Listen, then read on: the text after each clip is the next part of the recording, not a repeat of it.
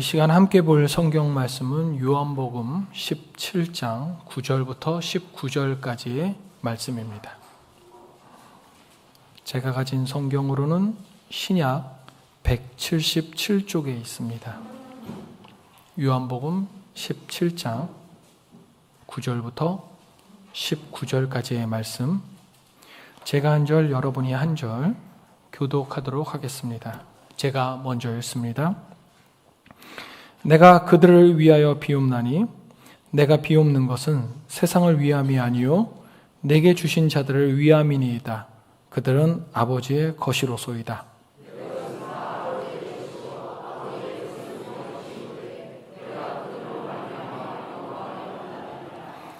나는 세상에 더 있지 아니하오나 그들은 세상에 있사옵고 나는 아버지께로 가옵나니 거룩하신 아버지여 내게 주신 아버지의 이름으로 그들을 보존하사 우리와 같이 그들도 하나가 되게 하옵소서.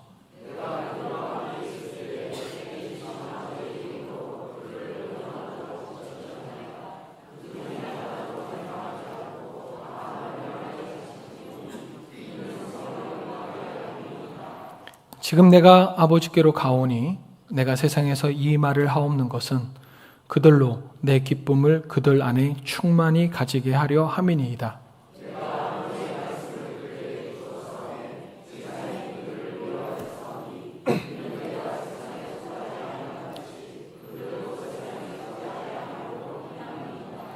내가 비옵는 것은 그들을 세상에서 데려가시기를 위함이 아니요 다만 악에 빠지지 않게 보전하시기를 위함이니이다.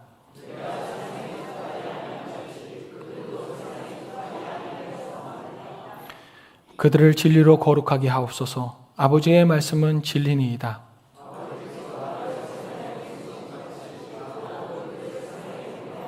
함께 읽겠습니다. 또 그들을 위하여 내가 나를 거룩하게 하오니 이는 그들도 진리로 거룩함을 얻게 하려 함이니이다. 아멘. 예수님께서 이 땅에서의 사역을 다 마치시고 잡히시던 그날을 생각해 보면요, 우리가 잘 아는 최후의 만찬이 있었고요, 또 예수님께서 직접 제자들의 발을 씻어 주시기도 하셨고요.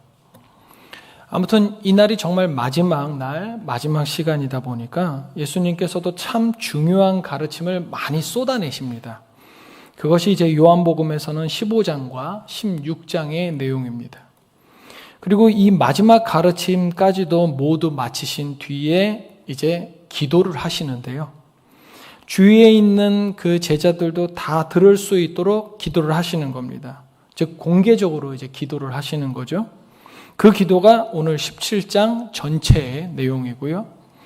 오늘 우리가 본문으로 삼고 읽은 부분은 예수님께서 하신 정말 그 마지막 기도, 그 공개적인 기도 중에서도 제자들을 위한 기도 부분입니다. 예수님께서 제자들을 위해 하신 이 기도의 내용을 가만히 살펴보면 앞으로 예수님 없이 이 땅에서 살아가야 될 그 제자들이 이러이러하게 살도록 지켜주십시오 하는 간구의 내용이거든요. 그렇다는 것은 이 기도의 내용대로 오늘날 살아가는 우리도 살아야 한다는 것이기도 하고요. 그래서 오늘 본문을 우리가 함께 나눔으로써 우리도 이 땅을 사는 동안 신앙적으로 주의를 기울이며 살아야 할 부분이 무엇인지를 배울 수가 있는 겁니다. 오늘 말씀을 통해서 우리가 무엇에 더욱 집중하면서 살아야 하는지, 예수님께서 그 마지막까지도 간절히 구하신 우리 삶의 모습이 무엇인지 잘 배우고 결단하는 이 시간 되기를 소원합니다. 먼저 예수님의 이 기도가 무척 간절해요. 예수님이 지금 간절하다는 것을 알 수 있는 부분이 뭐냐면 예수님께서 11절에서 나는 세상에 더 있지 아니하오나 그들은 세상에 있사옵고 나는 아버지께로 가옵나니 라고 기도하시는데요. 즉 제자들이 홀로 이 땅에 남는다는 겁니다. 그러니까 홀로 남게 되는 이 제자들을 위해서는 하나님께서 꼭 이 기도 들어주셔야 된다라고 지금 부탁을 하는 겁니다. 간구하는 거예요. 반드시 이 기도 이루어져야 된다는 거죠. 그럼 반드시 이루어져야 하는 이 제자들의 모습, 그리고 오늘을 사는 우리들의 모습은 도대체 무엇인가? 바로 성부, 성자, 성령, 삼위의 하나님께서 하나이신 것처럼 이 땅에 남는 제자들도 하나가 되게 해달라고 기도하십니다. 주님께서는 우리 이곳에 있는 모두가 하나 되기를 간절히 원하신다는 겁니다. 그럼 우리가 하나 되어야 하는 이유가 뭘까요? 그냥 생각해 봐도 뿔뿔이 모래알처럼 우리가 막 흩어져 있는 것보단 연합하는 것이 왠지 좋을 것 같기는 합니다. 하지만 좀 더 정확하게 그리고 분명하게 우리가 이유를 보자면, 우리가 하나님을 믿는다는 것은 지금까지 내가 이 세상에 속한 존재였다가 이제부터 하나님의 통치 안으로, 즉 하나님의 주권 속으로 내 신분이, 내 정체성이 옮겨간다라는 의미입니다. 세상의 입장에서 봤을 때, 사탄의 입장에서 봤을 때 지금까지 자기 손에 쥐고 있는 나를, 내 영혼을, 우리를 하나님께 빼앗긴 거예요. 자기 것이라고 생각한 것을 지금 빼앗겼으니까 얼마나 이 사탄이 열불 터지겠습니까? 거기다가 사탄이 성품이 좋겠습니까? 아니죠. 엄청 악한 존재 아닙니까? 성품도 안 좋은 것이 자기 것을 빼앗겼으니까 빼앗긴 나를, 하나님에게 빼앗긴 나를, 우리를 다시 자기의 손아귀로 되찾기 위해서 나를 공격하는 거예요. 우리를 공격합니다. 그럼 어떻게 공격할까요? 내 속에 있는, 우리 안에 있는 악함이 드러나서 하나님과 멀어지도록, 최대한 멀어지도록 공격하는 겁니다. 그래야 사탄이 나중에 심판의 날 하나님한테, 하나님 얘 보세요. 얘 참 악하잖아요. 하나님에게서 참 멀잖아요. 그러니까 얘는 하나님의 자녀가 아니라 내 겁니다. 얘는 하나님을 닮지 않았어요. 하나님 가까이에 가는 모습 코빼기도 안 보이잖아요. 오히려 나를 딱 닮지 않았습니까? 나랑 같은 길을 걷고 있어요. 그래서 얘는 내 소유입니다 라고 주장할 수 있는 것이거든요. 자기를 닮았다. 이걸 어떻게든지 증명해내려고 우리를 공격합니다.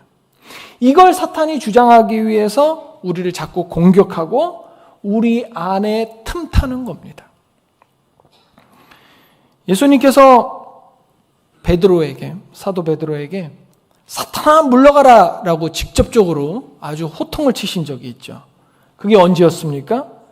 베드로가 예수님을 향해서 주는 그리스도시요 살아계신 하나님의 아들이시니다 라고 그 멋지고 놀라운 신앙 고백을 하니까 주님께서 베드로에게 천국 열쇠를 주시면서, 그리고 이때 앞으로 예수님 자신이 고난을 받고 죽임을 당할 것이라고 미리 하나님의 그 거대하시고 크신 사역의 일부를 말씀해 주셨어요. 사도 베드로에게. 근데 예수님의 그 크신 사역의 내용을 듣자마자 이 아직 성령을 받지 못했었던, 아직은 미흡했었던 그 베드로가 어떻게 예수님한테 반응을 보이냐면, 우리 성경에는 뭐라고 써 있냐면 베드로가 예수님을 붙들고 항변하여 이르되, 참 점잖게 잘 기록이 되어 있어요. 그런데 실상은 이 베드로가 예수님의 멱살을 붙잡고 앞뒤로 흔들면서, 예수님을 그렇게 붙잡고 앞뒤로 흔들면서 예수님, 스승님, 그런 일은 일어나지 않을 겁니다 하면서 막 예수님을 혼내듯이 말을 해요. 그래서 예수님이 베드로에게 사탄아 물러가라 라고 하신 건데, 이 장면에서 보듯이 사탄은요, 우리로 하여금 하나님의 사역에서 가장 멀어지도록, 하나님에게서 가장 먼 것이 악한 것이거든요. 예수님이 십자가에 죽으셔서 우리 인간을 구원하시는 것이 하나님의 뜻이지 않습니까? 근데 지금 베드로는 사역의 당사자인 예수님의 멱살을 붙들면서 그렇게 하면 안 된다고, 그런 일은 있을 수 없다고 막 예수님을 야단쳤단 말이에요. 하나님의 사역을 가로막는 자, 그게 누굽니까? 사탄 아닙니까? 그러니까 주님께서는 아무리 방금 전에 그렇게 훌륭한 신앙 고백을 한 베드로라 할지라도 곧바로 사탄아 물러가라 라고 단호하게 말씀하신 거죠. 사탄은 이렇게 우리가 하나님에게서 멀어지도록, 또 하나님의 사역을 방해하도록 끊임없이 우리 안에 틈타게 되고 그 가운데서 공격하게 됩니다. 사실 지금 이 시간 이 장소에도 사탄의 공격은 진행 중이에요. 현재 예배에 집중하지 못하도록 우리 마음에 자꾸 다른 생각을 심어요. 그래서 그 생각 때문에 이 예배를 홀라당 날려버릴 수도 있어요. 그러면은 넋 빠진 육신만 이곳에 있는 거고 하나님하고는 아무런 관계가 없는 게 돼버립니다. 제자들이 예수님과 같이 있을 때는 예수님께서 바로 이런 것들을 바로바로 수정해 주셨어요. 사탄아 물러가라. 여러분, 이건 단순한 사탄을 향한 외침이라고 하기보다는 외침 맞지만 이게 사탄의 공격으로부터 예수님이 베드로를 보호하신 행위인 겁니다. 근데 예수님이 이제 모든 사역을 마치시고 하나님께로 올라가시면 더 이상 사탄아 물러가라 라고 외치며 우리를 곁에서 직접적으로 보호해 주시지 못한단 말이죠. 자, 주님이 제자들을 떠나서 승천하시기 때문에 제자들이나 또 오늘날 우리가 이 세상에 남아서 사탄의 공격을 받는다는 것은 알겠어요. 그런데 우리가 이렇게 사탄의 공격에 노출되는 것하고 우리가 하나 되는 것하고 도대체 무슨 관계가 있단 말인가? 13절을 보니까요, 이런 말씀이 계속 이어지죠. 그들로 내 기쁨을 그들 안에 충만히 가지게 하려 함이니이다 라고 기도하십니다. 기쁨, 충만. 이게 핵심이에요. 성경을 보면요, 우리에게 기뻐하라는 명령이 참 많이 나옵니다. 대표적으로 빌립보서 4장 4절에 항상 기뻐하라. 예. 왜 그렇게 기뻐하라는 겁니까? 그래서 그저 기뻐하라고 명령하셨으니까 우린 수시로 아우 기뻐 즐거워 하면서 막 활기차게 늘 웃으면서 슬퍼하지 않으면서 살아야 하는 건가요? 여러분, 기뻐하라는 이 하나님의 명령은 지금 우리 감정의 기쁨을 말하는 것이 아닙니다. 하나님과 나의 관계 속에서, 그리고 예수 십자가 구원의 확신 안에서, 거기다가 성령님의 역사를 느끼는 가운데 내 삶에서 지속적으로 드러나는 신앙적 삶의 태도, 그것을 기쁨이라고 하는 겁니다. 이 삶의 태도로서의 기쁨을 혼자서 누릴 수 있습니다. 근데 누릴 수는 있지만 예수님이 말씀하신 것이 바로 뭐냐면 기쁨의 충만함이거든요. 충만함. 이 기쁨을 충만하게 누리려면은 혼자서는 안 돼요. 성부, 성자, 성령의 삼위 하나님처럼 온전한 연합 안에서만 교제가 있고 관계가 있고 사랑이 있는 것이거든요. 여러분, 혼자서도 다 되면 우리 주님이 뭐하러 교회를 만드셨겠어요? 여기 앉아있는 우리 모두를 한번 생각해 보세요. 나랑 무엇 하나 같은 사람이 있습니까? 없죠? 여러분, 나와 같은 사람이 이곳에 없다는 것은 모든 일에 매번 나와 그 사람이 충돌할 수밖에 없다는 겁니다. 이제 아마 오늘부터 2, 3주 동안 각 기관에서 총회를 통해 회장단을 선출하실 텐데, 회장단 선출, 더 말씀 안 드려도 아시죠? 무슨 말 할지 아시죠? 회장은 뽑아도 문제, 안 뽑아도 문제. 그래서 뽑아서 이 일을 하면 이 일을 해도 문제, 저 일을 해도 문제, 안 해도 문제. 아니, 뭐가 그렇게 문제입니까? 바로 나랑 안 맞아서 문제라는 겁니다. 내 생각과 달라서 문제가 되는 거잖아요. 그럼 나랑 안 맞아서 문제될 것이 뻔한데 왜 예수님은 이런 충돌, 싸움, 번뇌 가득한 교회를 만들어 놓고 훌쩍 떠나셨을까요? 예수님이 무책임하셔서요? 여러분, 혼자서는 기쁨을 충만히 할 수 없기 때문에 그렇습니다. 이게 정답이에요. 물론 우리 안에 의견이 서로 달라 때때로 싸울 수 있어요. 교회 안에서 안 싸우는 게 오히려 이상한 겁니다. 하지만 예수님이라는 하나님이라는 진리, 예수님이라는 복음, 성령님이라는 능력, 이것만 있으면 우리는 충분히 하나 될 수 있거든요. 서로 욕하고 뒷담화하고 흉을 보다가도 결혼식 가서 축하해주고 장례식 가서 위로해주고 일 터지면 중보해주다가 해결되면 같이 즐거워하잖아요. 문제가 생겨서 너무너무 괴롭고 힘든데 우리 교회 사람들이 내 문제 생긴 거 알고 날 위해 기도하고 있음을 알 때 정말 고맙고 눈물 날 정도로 힘되지 않습니까?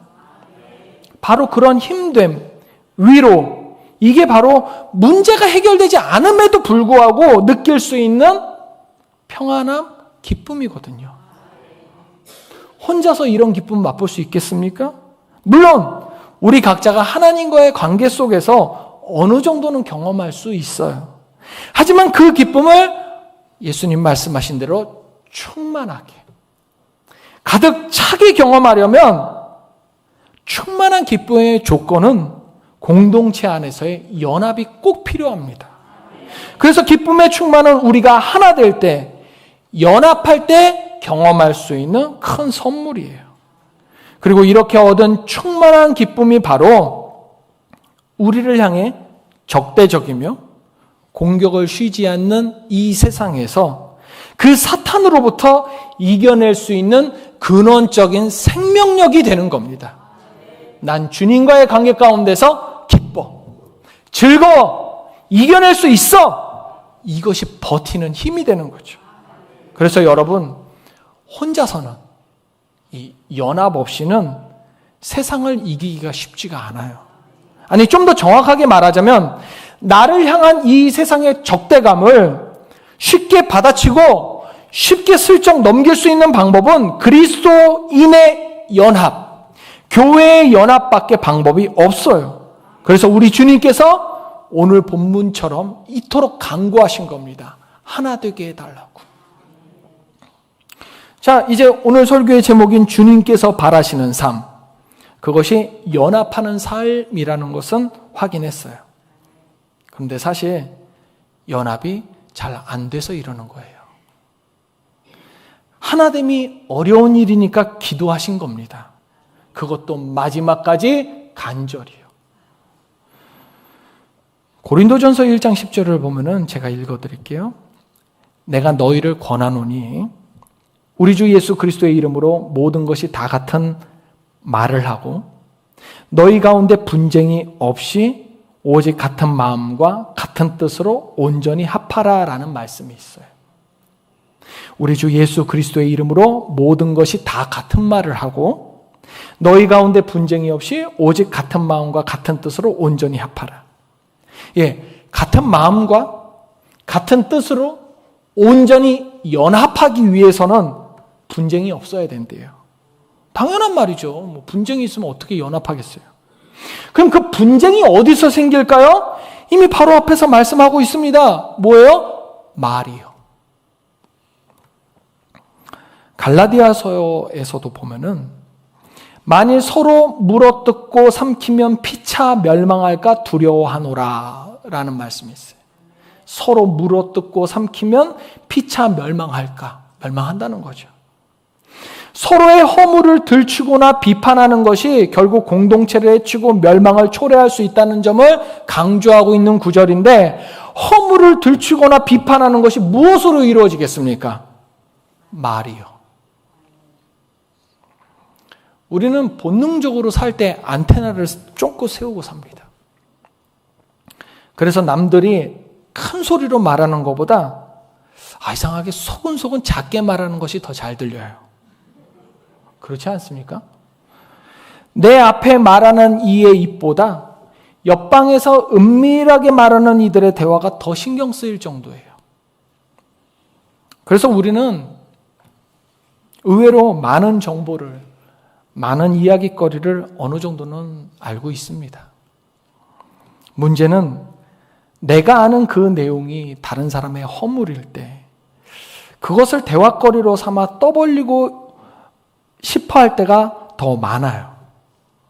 다른 사람의 허물일 때, 다른 사람의 잘못일 때, 그래서 그 사람이 더욱 숨기고 싶은 내용일 때 내 입은 오히려 그것을 드러내고 싶고 아는 채 하고 싶어 한다는 거죠. 이게 우리 본능이에요. 그런데 여러분 한번 생각해 보세요. 내 연약함을 알고 있는 저 사람이 그것을 대화거리로 삼아서 떠벌리고 있는데 과연 그 사람과 친하게 지내고 싶겠습니까? 신뢰가 안 생기죠. 그리고 감정이 좋을 리가 없어요. 그런데 가만 생각해 보니 내가 바로 저 사람의 약점을 떠벌리는 사람이라면, 지난주 중에 사람들과의 모임이나 만남에서 그 자리에 없는 누군가의 이야기를, 그것도 흠이 될 만한 이야기를 마치 고기 모인 사람들끼리만 비밀 공유하듯이, 혹은 그 사람의 잘못을 성토하듯이 내 입 밖으로 내가 내뱉은 적이 있다면, 여러분, 그건 그리스도인으로서 정말 크게 회개해야 되는 행동입니다. 내가 저 사람에 대해서 쉽게 말하고, 저 사람이 나에 대해서 그 사람 또한 쉽게 말하는데, 그 어떤 공동체가 삼위 하나님처럼 아름답게 연합하고 하나 될 수 있단 말입니까?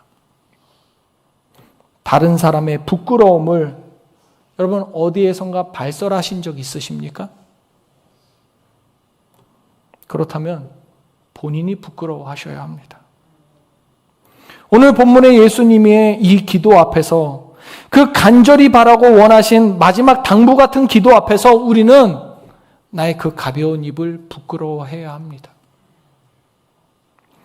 우리는 그래서 알아도 모르는 척하는 법을 연습해야 합니다. 입이 있지만 없는 것처럼 행동해야 합니다. 오죽했으면 잠언에서도 지혜 있는 자는 말을 아끼고 명철한 자는 침묵한다라고 말하겠습니까? 말이 많으면 허물을 피할 수가 없어요. 그래서 입을 제어하는 자가 지혜롭다라고 분명하게 써 있거든요. 저 사람이 내 약점을 아는데 도통 아는 체를 안 해. 아는 것 같은데? 모르는 거 아니야? 싶을 정도예요. 여러분, 신뢰는 바로 그 지점에서 생기는 겁니다. 그렇게 서로의 신뢰가 하나 둘 쌓일 때, 내 약점을 분명히 알고 있는데 그 약점을 발설하지 않는 저 사람의 인격을 볼 때 우리는 그제서야 저 사람이라면 내 모든 것을 다 털어놓고 이야기해 볼 수 있겠구나. 흉금을 터놓고 이야기할 수 있는 사이가 되는 거고요. 그리고 우린 그런 관계를 바로 가족이라고, 지체라고, 식구라고 부를 수 있는 겁니다. 이 세상과 사탄이 우리를 향해서 쏟아내는 그 거센 공격은요, 우리가 감당할 만한 수준이 아닐 정도로 정말 강력합니다. 그 강력한 공격을 이겨내고 신앙을 단단하게 지키기 위해서는 내가 주님 안에 살아감으로 경험되는 그 기쁨의 자세가 필요한데, 그것도 상황 따라서 휘청이는 그 미약한 기쁨 말고 아까 예수님이 말씀하셨듯이 나를 가득 채우는 충만한 기쁨이 필요합니다. 그런데 그 충만한 기쁨이 어떻게 생기느냐? 바로 우리 그리스도인들의 참된 연합, 하나됨에서 생기는 겁니다. 그렇기 때문에 우리는 연합하고 하나 되기 위해 최선을 다해야 되는데, 내 가벼운 입술 때문에 연합해야 될 공동체가 서로 허물이나 들추고 비판만 한다면 연합은커녕 해체와 흩어짐의 시작이 되고 말겠죠. 성도 여러분, 우리 예수님의 제자 맞죠? 예, 그럼 연합해야 합니다. 그 연합을 이루기 위해서, 우리 공동체의 하나됨을 만들기 위해서, 그리고 예수님의 그 마지막 기도가 성취되는 그 날을 위해 우리의 입을 더욱 무겁게 다듬을 훈련하는, 부디 정말 훈련해서 무거워지는 오늘 이곳에 모인 저와 여러분 모두가 되기를 진심으로 소원하고 축복합니다. 기도하겠습니다.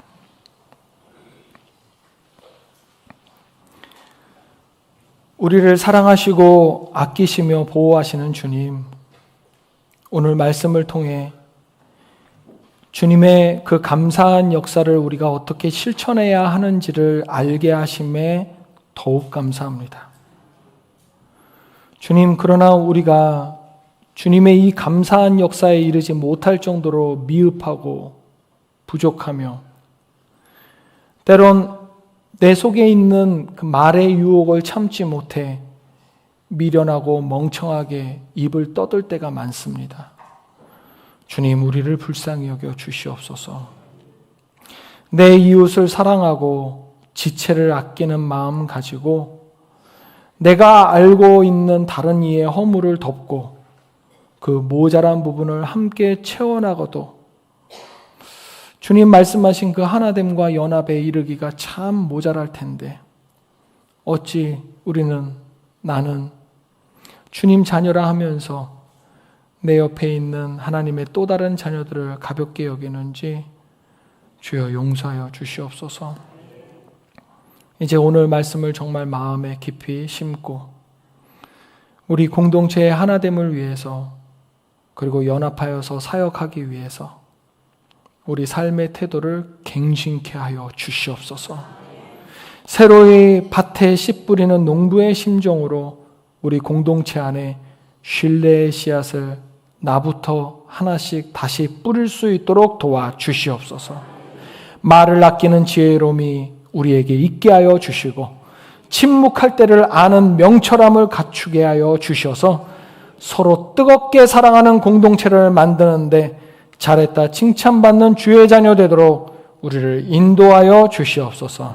예수님의 이름으로 기도합니다. 아멘.